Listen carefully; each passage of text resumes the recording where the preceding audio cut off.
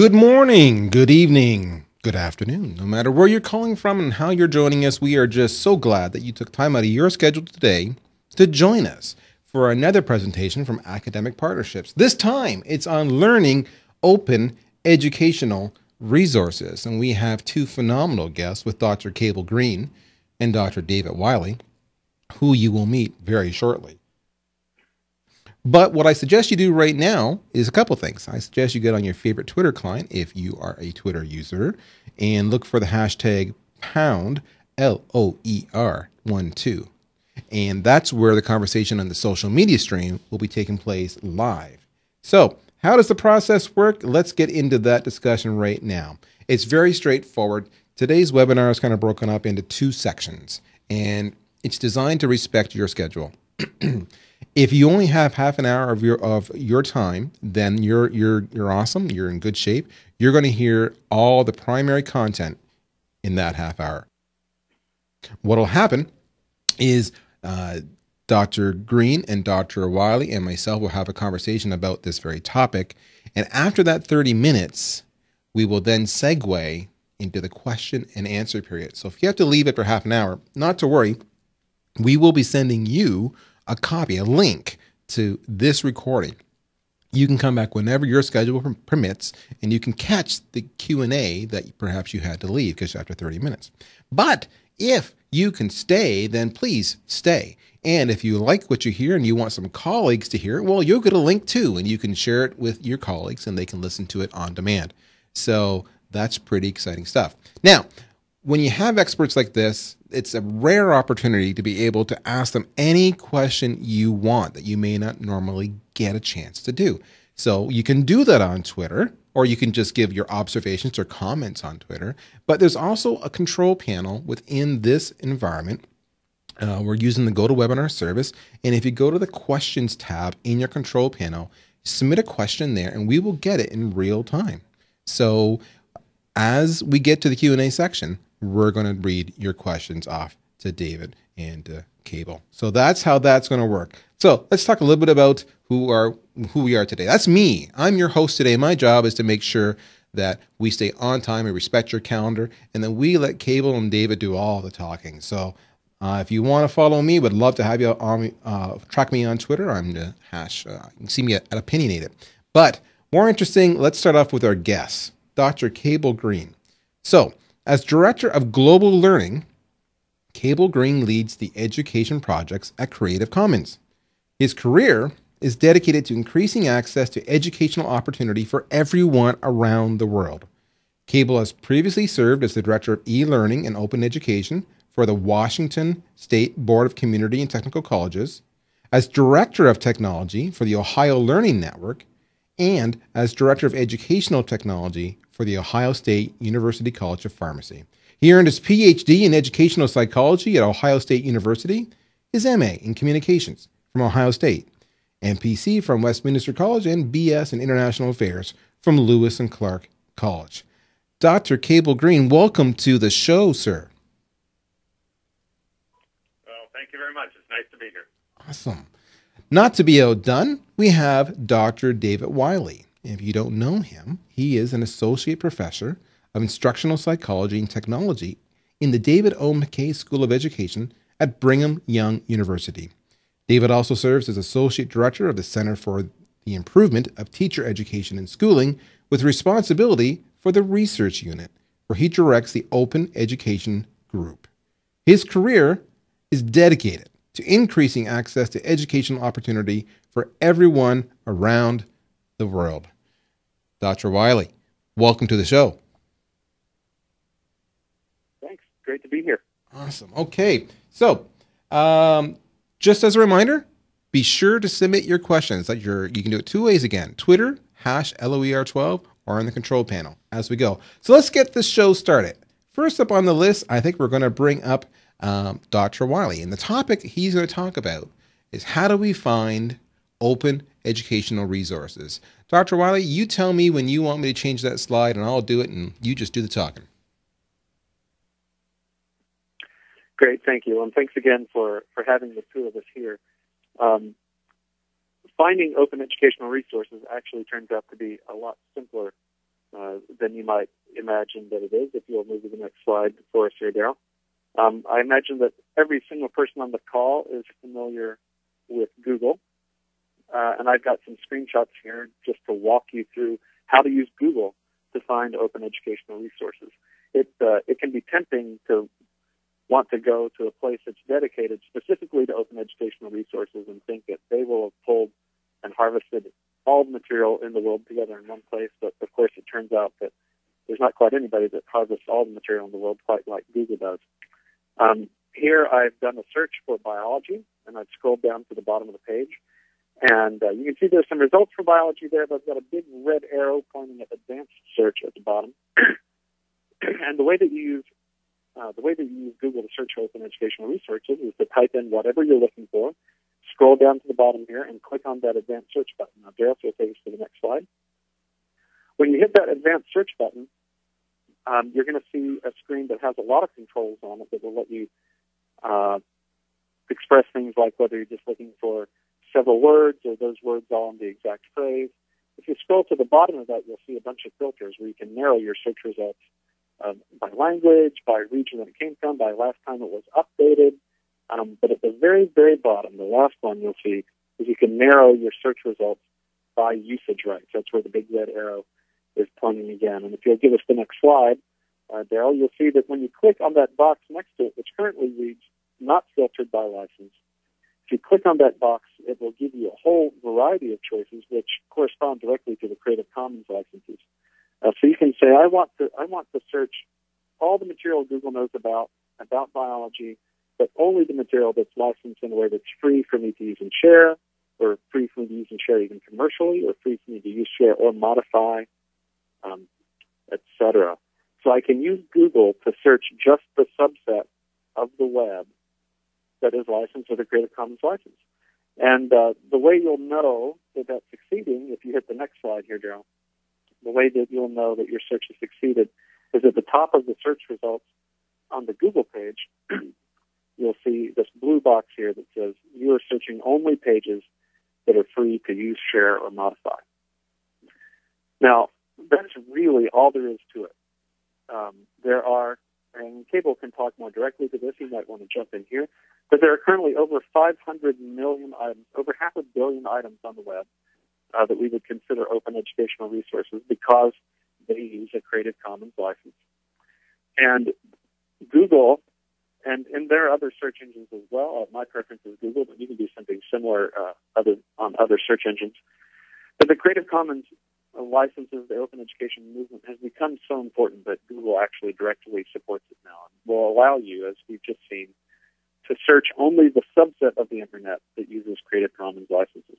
So next time you're looking for an open educational resource on a certain topic, you're looking for a textbook, or you're looking for a tutorial on how to do a certain kind of stitch on a sewing machine, you go throw those keywords in, go down to the bottom, hit advanced search, go to the bottom of the next screen, and filter by usage rights, and everything that you get back from Google will be an open educational resource. And you'll know that that's true because at the top of the page on Google, it'll say you're searching only pages that are free to use, share, or modify. And you'll also know when you get to that page, when you click on the result and you go over to the link, you will see somewhere on the page a statement or maybe even the little green icon that has the Creative Commons button. And most other search engines, Cable, jump in here. I know that Yahoo used to have something like this. I don't know, does Bing have a feature where you can search just by Creative Commons? Yeah, so that's a good question. I haven't looked at their latest rev, but it does bring up a good point. Bing, Yahoo, and Google have all joined together and really asked the question, how do we make search easier and a better experience for everybody? And in fact, believe it or not, they're collaborating on a project. It's called schema.org. And the gist of it is, if I'm looking for news, wouldn't it be nice if I had some additional options on the left navigation bar? Or if I'm looking for, maybe Creative Commons openly licensed works, or if I'm looking for recipes, what additional information might I want to sort? And so, in fact, we're working with those three big engines right now to help all the people who are building educational resources out in the world put metadata or information about their objects. So, For example, let's say that David wrote a textbook and it was for sixth grade math. Some of the metadata might be, this is for the sixth grade, it's written in English, it's math related, it has to do with geometry or whatever the information is, and then that could be part of your search filter. So the point being is that the engines are very interested in this whole open educational resources movement and trying to make it easier for you to find what you're looking for. Probably, thinking about, it looks like it's pretty straightforward to search for OERs using Google this way. But I guess the one thing I would warn you about in terms of making mistakes, if you're out searching for open educational resources, would be it's quite easy to do this search, to click the link, to click the result on Google and go to a second page, and then from that page, click a link and end up somewhere else that isn't a result that Google gave you, that Google was telling you was openly licensed, and to think that that material is openly licensed as well. So you want to follow this process that we just showed you for Google as you're searching for openly licensed materials. But when you do land on the page or you land on a piece of content that you want to use, you want to exercise your rights under the open license in some way, you should always double check that you yourself can find on that page somewhere the statement of the open license. Don't always just automatically take Google's word for it. But when you get to that results page, do look and confirm that you can see somewhere at the top or at the bottom that there is a Creative Commons license. Cable, are you ready to do your part of this big show? And then we'll come back afterwards. We'll talk about what's new. Yeah, absolutely. So we've jumped into how do you find OER, but it might be worth just for a moment to define what we mean by open educational resources. And so this is a definition. I'm just going to read it very quickly. That is used by the Hewlett Foundation. A version of it's used by UNESCO. And generally speaking, these ideas in this definition are commonly accepted across the open community. So here's the definition. Open educational resources are teaching, learning, and research materials in any medium that reside in the public domain or have been released under an open license that permits their free use and repurposing by others. So there's two parts of that are really important. One is that you've got free use. So you can use it at no cost, or it's gratis. So that's important when we're in education, and especially we're talking about student resources. Those of you who are in higher education, you know that many of your students who come to your classes don't buy textbooks because either they can't afford them or they don't think that there's enough value in paying $150 for a textbook. And so they don't buy it, and as a result, they come unprepared to class. So that free, no-cost part of an OER is critical. The other part, the legal rights to repurpose it. So what does that mean? That means you have to have the legal rights to change it to meet your needs. So David elegantly came up with a phrase that he refers to as the 4 R's. You have to be able to reuse, revise, remix, and redistribute that work. So again, let's take a textbook as an example. If David was kind enough to build a textbook on algebra, and he put a Creative Commons license on it, what that does is, first of all, that gives me free access to it, so I can use the work at no cost. But most important, I've got the legal rights to reuse it, meaning I can just use it as is in my classroom. I can revise it, so if I don't like David's Chapter 2, I can throw that out, put in my own Chapter 2, and make any other adjustments to the book that I see fit. The third thing is I have to be able to remix it. So I take David's book and maybe Joshua's book over there and remix those together and create something new, a new textbook from the two. And then redistribute. I have to be able to share that new thing that I created, share it forward, put it on my website, put it on my blog, share it in my department with other professors. Or if I'm in K-12, right, share it across my school district. And so for something to be an OER, it's got to have both of those characteristics. And so more often than not, and this is why, this slide that we're on now is a bit redundant with the first one. How do we find Creative Commons licensed content? Usually, if you're looking at educational content and it's OER, it's got a Creative Commons license on it. Now, one important point here is not all Creative Commons licenses are good for OER. So Creative Commons, many of you are probably familiar with it. We have 6 different open copyright licenses. You've probably heard things like CC BY or CC BY SA, and there's 4 conditions that are possible on the license. Very quickly, it's attribution. So that if I use David's book, I give David credit. I say, I got this from David. Thanks very much. I'm going to link back and give him proper attribution. The second one's called share alike. So if I take David's book and I modify it, legally I have to relicense that new work, that derivative work that I produced, under the same terms that David licensed his work under. And so that's called share alike. Non-commercial says I can't make commercial use of David's book. So it would be against the law to take David's book that he's openly licensed, put it on my website, and charge $20 for you all to download and buy it. Right? I can't do that. I can't make commercial use. And the last one is called no derivatives. I can use David's book, but David said you may not make any changes to it. So it's that last condition, that no derivatives condition, that really doesn't work at all for open educational resources. And the reason is it violates those 4 R's. Right? If I can't make changes, then I can't revise and I can't remix. And that's a real problem. So to the question here, where do you find Creative Commons content? David covered one of the best places to find Creative Commons content, and that is on Google.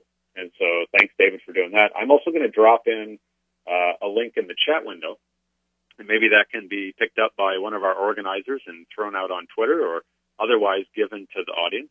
And this is a page that we created to support the Department of Labor grantees who are taking significant amounts of grant money from the government, and everything they build has a Creative Commons attribution license on it. And as we started working with all these community colleges across the United States, they said, gosh, where do we look? Not just, yeah, we know how to use Google. Thanks for showing us that. But we'd like some more specific searches. Where do we go when we're looking for videos? Where do we go when we're looking for images? Where do we go when we're looking for entire courses? Where do we go? You get the idea, right? And so if you look at this link, it's just a very simple page we put together called Find OER. And it kind of breaks it out by, general searches, photo searches, video, etc. So feel free to use that site if you find it useful. We're actually tuning it, revising it right now, and trying to make it better. And then we'll actually bring this over, all this content and information, to the main Creative Commons education site as well, to make it easy for folks to find OER that they're looking for. And let me just, we'll pause there for a minute. Oh, no, I'm not ready to pause yet. I have one more thing to say. And that is, David knows I always have one more thing to say. So one of the things that Creative Commons works very hard on is what we call platform adoptions. So what David showed you was, years of Creative Commons and others like David telling Google, hey, we really need to be able to filter and search by open license. And Google said, okay, we hear you. We'll add it to the advanced search. Recently, Google just added it to YouTube.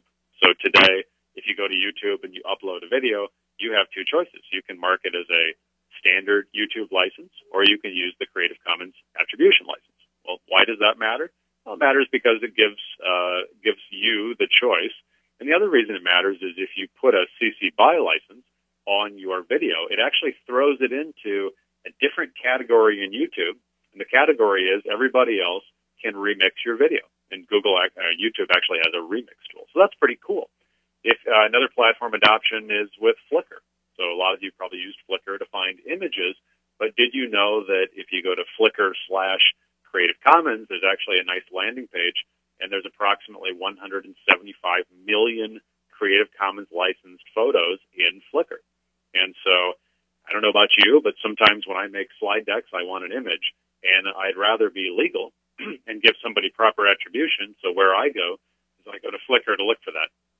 And there's platform adoptions with Apple iTunes U and with Vimeo and with all sorts of different tools around the world. And the reason that we do that is Creative Commons is trying to make it easy for you in the tools that you already use, to make it easy to add a Creative Commons license to your work and to find openly licensed works that others are kind enough to share with you.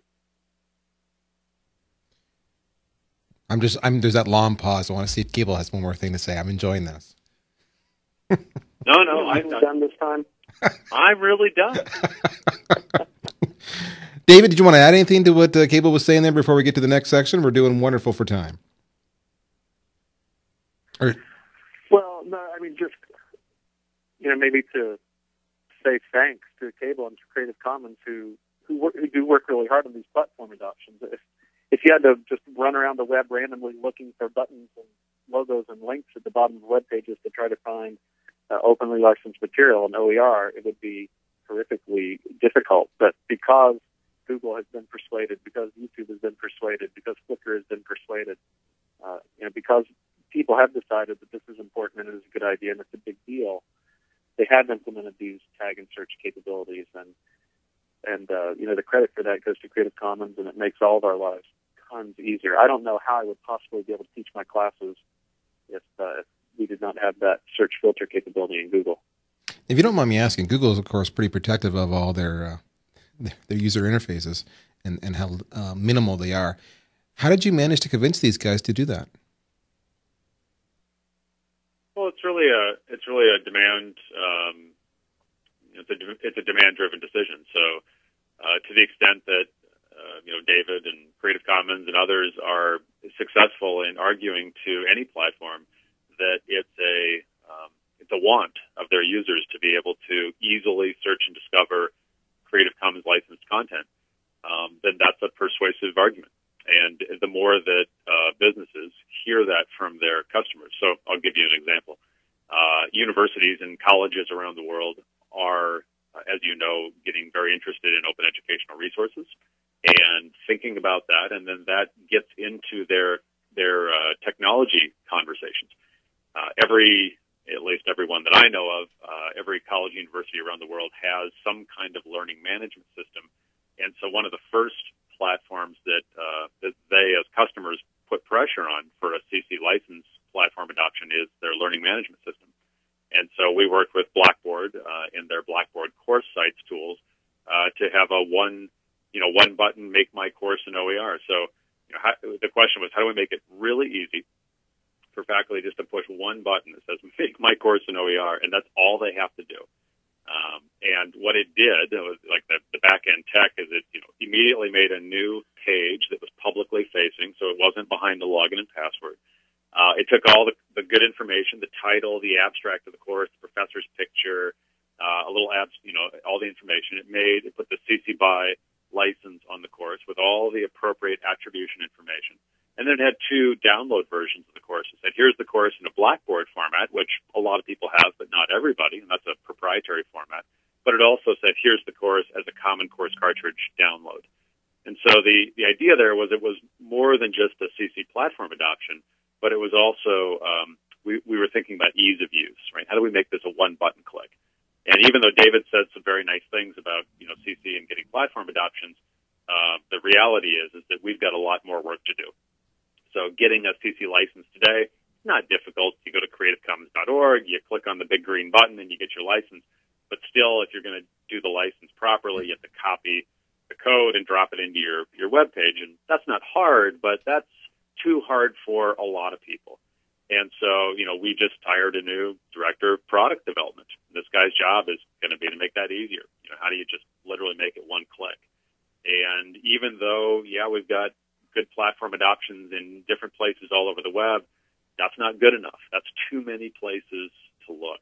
And how do we make it really, really easy for a K-12 teacher or for a college professor to very quickly say, I'm a professor, I teach chemistry, show me all the OER in chemistry for grade or for sophomore year at State University, and for that to be that simple.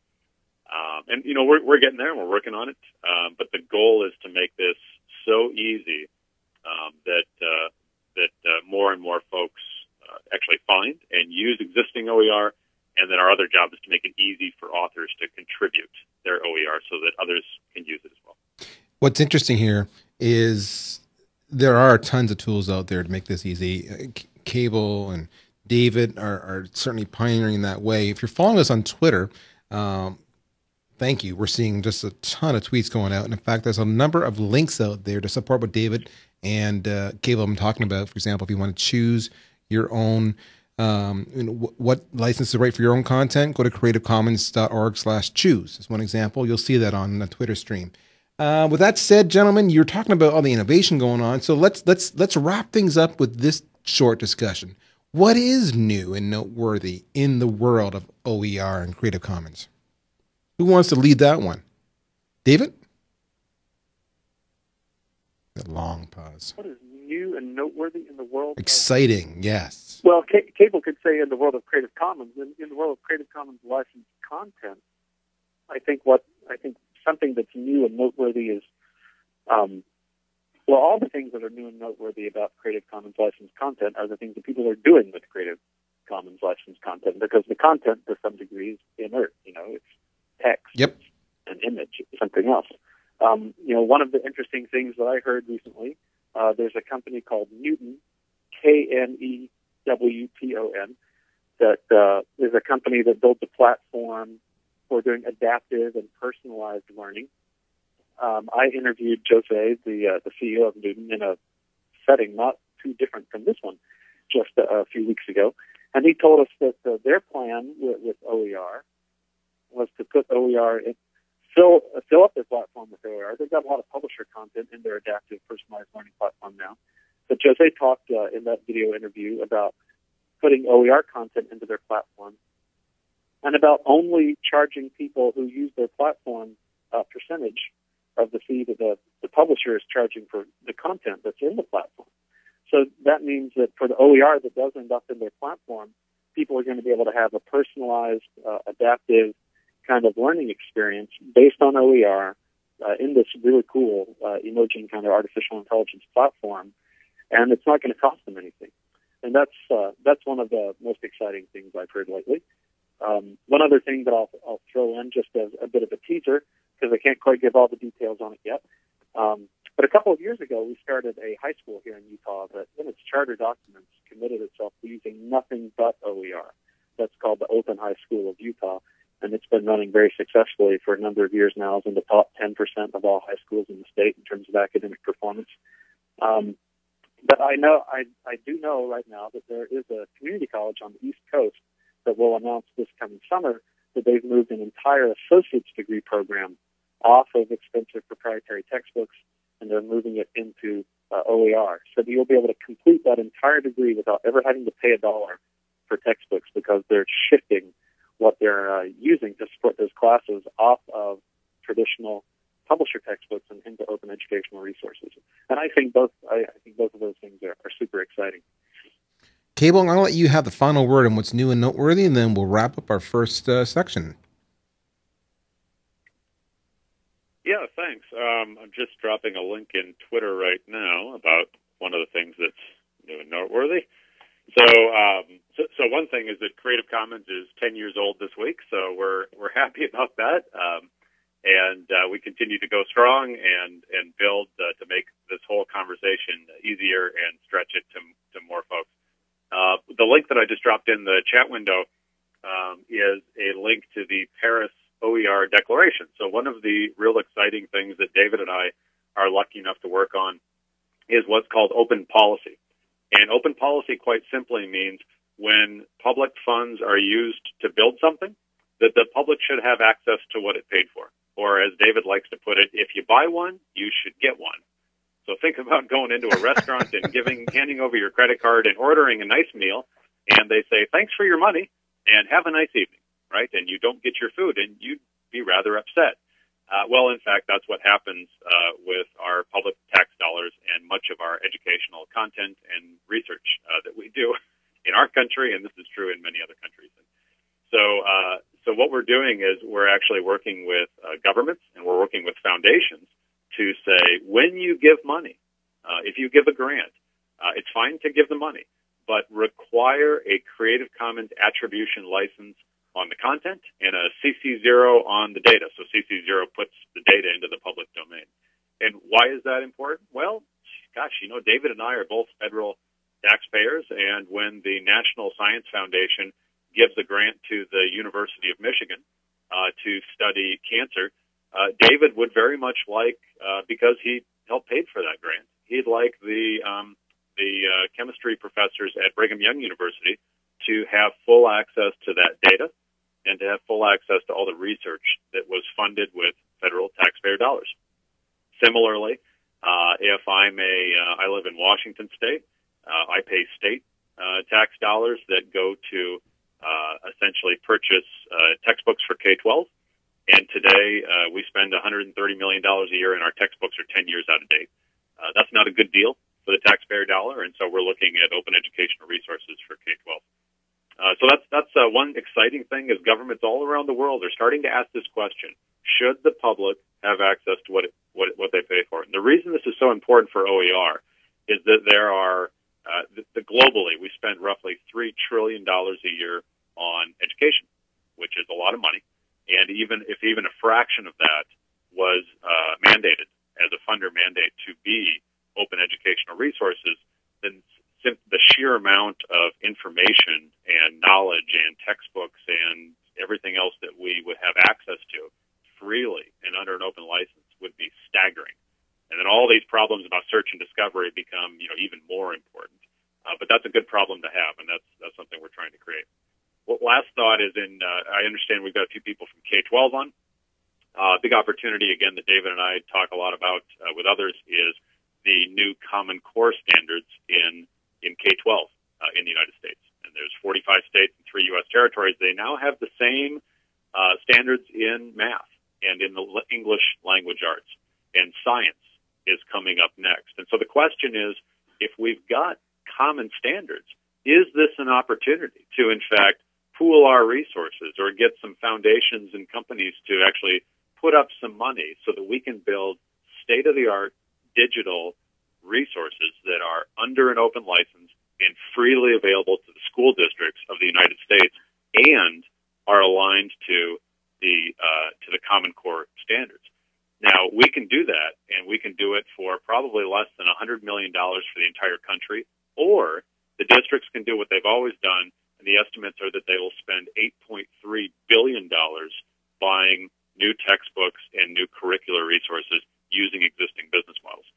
So the difference between those two amounts of money, the return on investment, is over 11,000%. So David and I aren't just talking about hippy-dippy utopian ideas about wouldn't it be sweet if we all shared.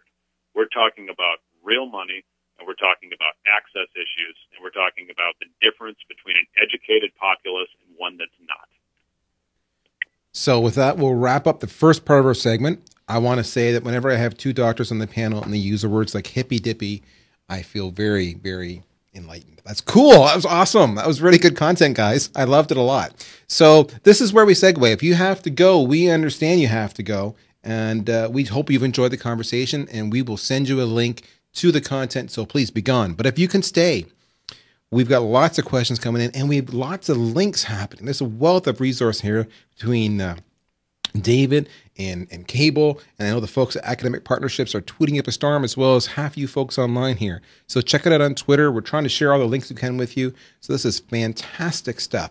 If you're not quite sure, go to Twitter and just use #LOER12 in your tweet. Otherwise, go to the control panel and submit your questions that way. Gentlemen, we're going to get into the questions now, but what I want to tell the audience here is if you're shy, and I'm getting the opinion most of you aren't, but if you are and you want to follow up with Dr. Green or Dr. Wiley afterwards, they've given you a couple different ways of doing that. But there we go, at Open Content, at C Green. Okay, so one of the questions is just really simple. Is there a time when I wouldn't want to make something, an open resource? Of course there is. Go for it. Can you think of any question that you could ask where there's not an exception? Touche. Yeah, the kind of thinking that says there's never any excuse for doing anything without an open license that's what we call. All right. What are some of the mistakes you see people make as it relates to this with their content? Is there a common series of mistakes people should avoid?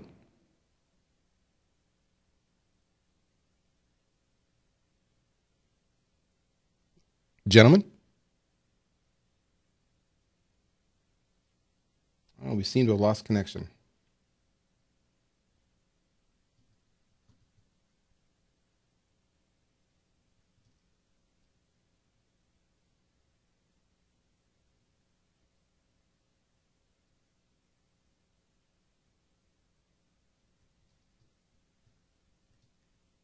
Is anybody there?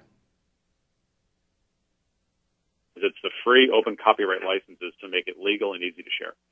And so the answer is very simple. If your intent, if your desire, if your goal, your vision is to share and to share broadly, then Creative Commons licenses are for you.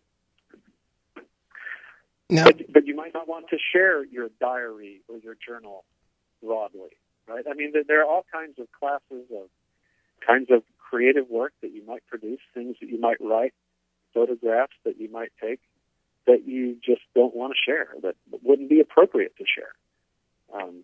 And so you shouldn't put an open license on those things. Absolutely.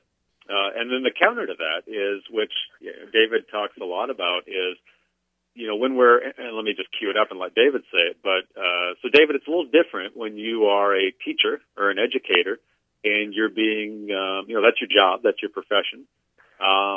Talk to us a little bit about educators and sharing. Yes, bump set spike right there. So, the relationship between education and sharing is one of synonymy, right? Education is sharing, full stop. So if I'm a teacher, my job is to take the things that I know, the things that I know how to do, the attitudes and ethics that I have, the passion that I have, and to share those things that I know, those skills and those attitudes and that passion with students. Full stop. That's a teacher's job, is to share the things that they know and the things that they can do with students. And if you're not sharing the things you know, if you're not sharing the things you know how to do, if you're not sharing your passion and encouragement, if you're not sharing as a teacher, I don't know what you're doing, but you're absolutely not doing your job. You're certainly not educating, because educating is sharing. Likewise, for students, I mean, the reason that right-thinking teachers give homework to students is so that students can share back with teachers a picture of what their current understanding is. Teachers try to share what they know and know how to do. Students share back and say, well, here's what I've got so far. And the teacher looks at that and says, oh, okay, you're missing this part, and they share back again. And it's a sharing relationship that goes back and forth, where I share what I know, my students share their current grasp of it, then I share feedback, I share help and support, I share criticism with them, and then they share again, and it goes back and forth and back and forth. If the teacher isn't sharing, if the student isn't sharing, then no matter what else we're doing, whether we're paying tuition or going to football games or what, if there's not sharing happening, there's not education happening. And the CC licenses and the whole idea of OER is to make sharing more efficient, to make it more strongly legal, to make us all more confident in our ability to not just be the sharer, but to be on the receiving end of something being shared. And so if you're an educator and you really want to share as powerfully as you can at the speed of light, stuff like Cable was saying, there is no other choice for you other than to openly license the things that you make and to use things that are openly licensed. Otherwise, you find yourself in a position where your job is to share, but the licensing status of some textbook that you choose prohibits you from sharing. So by the curriculum choices you make, you handicap yourself and prevent yourself from being able to do your job to your full capacity. So education is sharing. Open licensing is about enabling sharing. Therefore, open licensing really enables education in a way that's impossible without it. Did I get that, Cable? Yeah, that sounds good to me. All right, so here's a simple question. What mistakes do you see people, I mean, we've talked about all the tools that are available to us, but at the most basic level, what mistakes are people making now when they are searching for it? Why do they get frustrated? What is it? Is it a lack of knowledge on how to use the tools, or what? Yeah, I'd say all the above. A lot of people, most people, in fact, have never heard of open licensing. Most people don't understand copyright. So you talk with most people, and they think that to copyright something, you have to send in some paperwork, to a government somewhere and get it copyrighted. Or they think at a minimum that you have to put a C with a little circle around it and write all rights reserved next to it on the bottom of your document. And the truth is that, at least in the United States, since 1978, copyright's automatic. And so most people don't even understand that.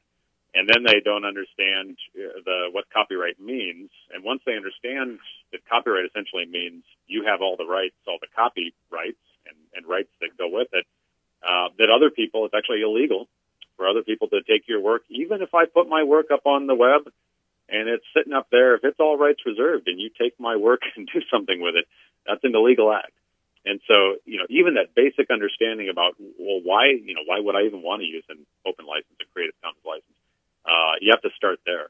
And then, frankly, a lot of audiences haven't sort of put all the pieces together in their head of saying, okay, I've got the internet. That's a transport protocol where I can move knowledge at the speed of light around the world to anybody that's got access. So I kind of get that piece. Open licensing, okay, I just learned about that. Now I know I can share legally, and other people are protected in using my work. So now I understand that piece. Affordances of digital things. Wait a minute, what's that? Well, when something's digital, it costs nothing to store it today. It costs nothing to distribute it on the web. And it also costs nothing to make a million or billion copies of. And so, okay, well, now I understand that. So, but how do all of those things work together? So, in fact, I got back from Edmonton late last night from Alberta, and that was the conversation we were having with the Ministry of Education and saying, look, do you understand these three pieces and how they fit together? And now what can you do as a government around policy to not only incent sharing among the colleges and universities in Alberta, but in fact start to think about, flows of money. So to the extent that you give out optional grants, and this is happening all over the world. Let me give you a big example. So Alberta, we were just starting conversations.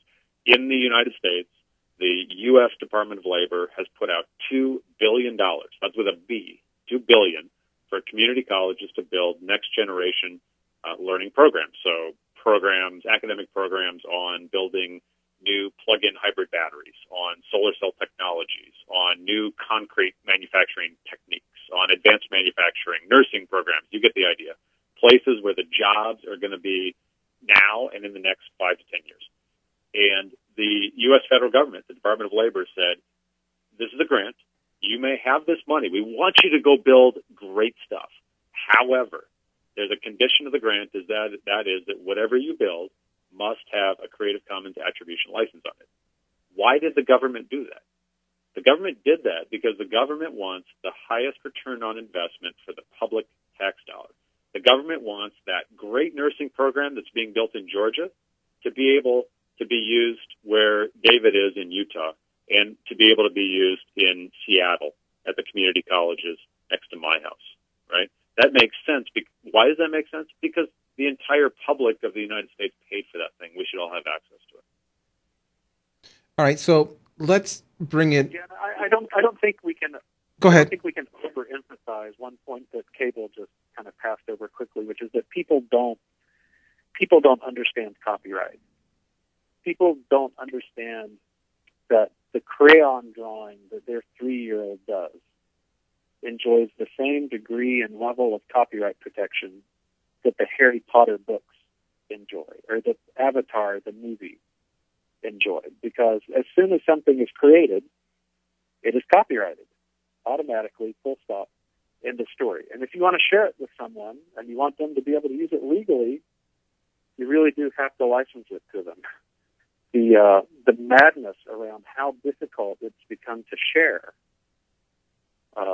since 78, since the U.S. became a signatory to Berne, is the reason that we need the Creative Commons licenses. And most people won't believe that that's true when you tell them that it's true, but we're here to tell you that it's true.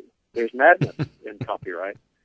And if you want to share things with people, you actually have to go out of your way to put a copyright license on it that says, yes, I give you permission.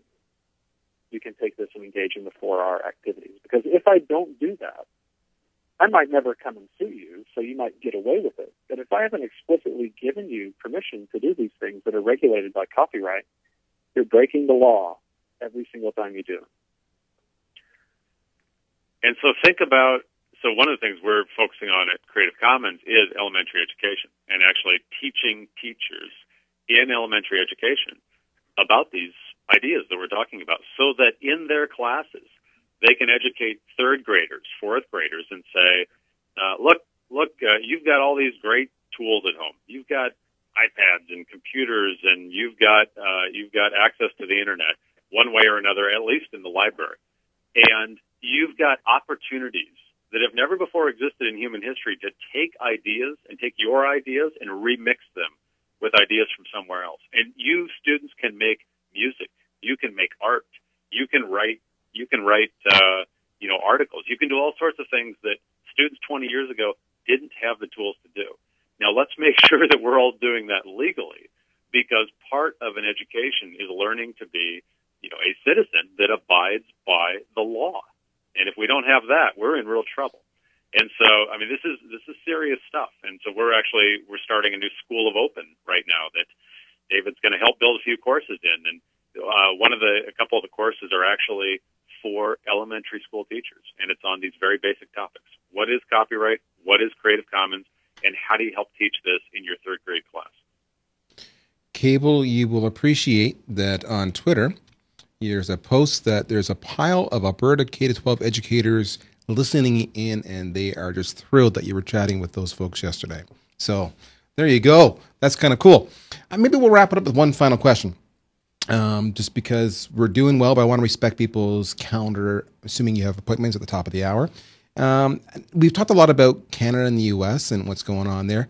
We do have, seeing from some of the shout-outs on Twitter, we also have some international representation. So can we compare and contrast what's going on here versus there? And if I am international, is there somewhere else I can go for additional resources? Who wants to tackle that one first?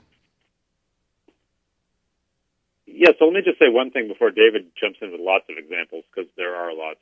And that is that Creative Commons is not, even though our headquarters is in Southern California, we've got teams, affiliate teams in 71 countries around the world.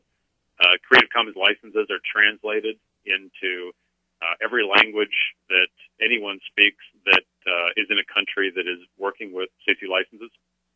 The legal code and the human readable deeds. The tools, all the technical tools that we build are translated into all those different languages. And the very nature of the way that Creative Commons licenses are made ensure that they work in every country in the world. So if you're in China and you add a Creative Commons license and it's all in Mandarin Chinese, that open copyright license you're putting on your China textbook is perfectly legal for David to pick it up at Brigham Young University, translate it back into English should he choose to do so, and then modify it and use it at Brigham Young. Let me turn it over to David. Well, my gosh, there are a number of examples, and actually Cable probably knows more detail about them than I do, but there's the same kind of open policy work that Cable talked about a moment ago happening in Brazil.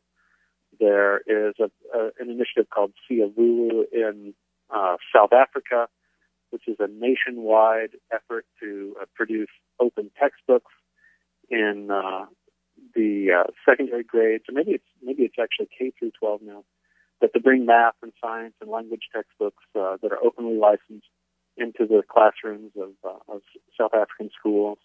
There's a big announcement out of Poland just recently. Cable, what was that about? Yeah, Poland said they're going to spend about $14 million US a year building open textbooks for K-12. And you might ask why. And when I tell this story, I usually brings a tear to my eye because it's a good story. In Poland, parents pay for their kids' elementary textbooks, right? And the cost of textbooks in Poland are roughly equivalent to the amount of money somebody makes earning a minimum wage. And so if you are a janitor in Poland and you've got kids, you have two choices. You can either buy textbooks for your kids for K-12 education, or you can pay rent on an apartment and buy food for your children. But you can't have both because you don't have enough money. And so the net result of that economic situation is that roughly 50% of the kids in Poland in K-12 didn't have textbooks. So think about that for a minute, right? In the United States, and in many countries, the state or the government makes sure that kids have textbooks. Now, in my state, yeah, they're 10 years out of date, and the kids can't write in them, and they're only paper, and they're lousy. But nevertheless, every kid has one. In Poland, half the kids didn't. And so Poland said, that's not okay. We're going to take a relatively small amount of public money. We're going to RFP for textbooks. Everything will be Creative Commons attribution. Every kid in Poland has a textbook now. Well, I can see what that would bring a tear to your eye. And there's stuff like that happening in the U.S., of course, too. That's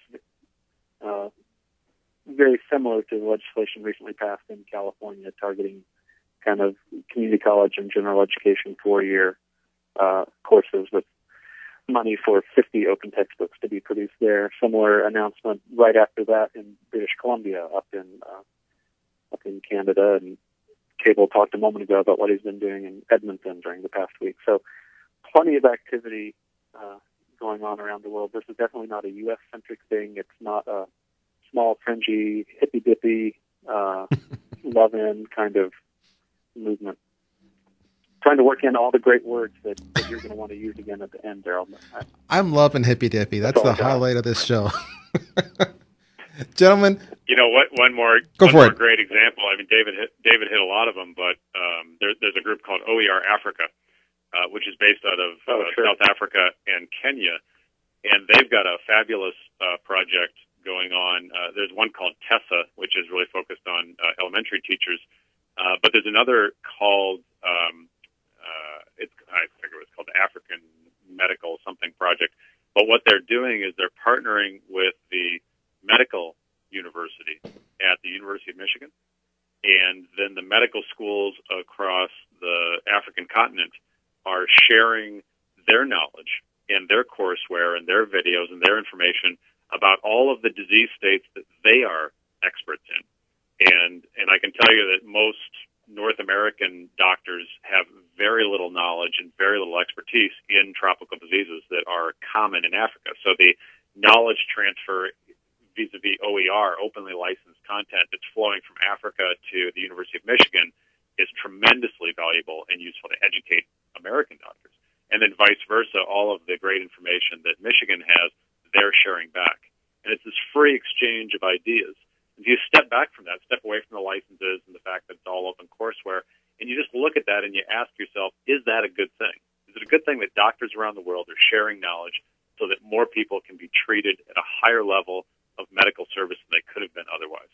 And that's being made possible by open educational resources. I got to tell you, I found today's call inspiring in so many ways. You gentlemen are involved in so many amazing things. So for that, we offer a special thank you. For our friends on Twitter who are just tweeting up a storm from Macedonia, particularly, a big shout out to you as well as everybody else. This has been truly an international audience today across all levels of education.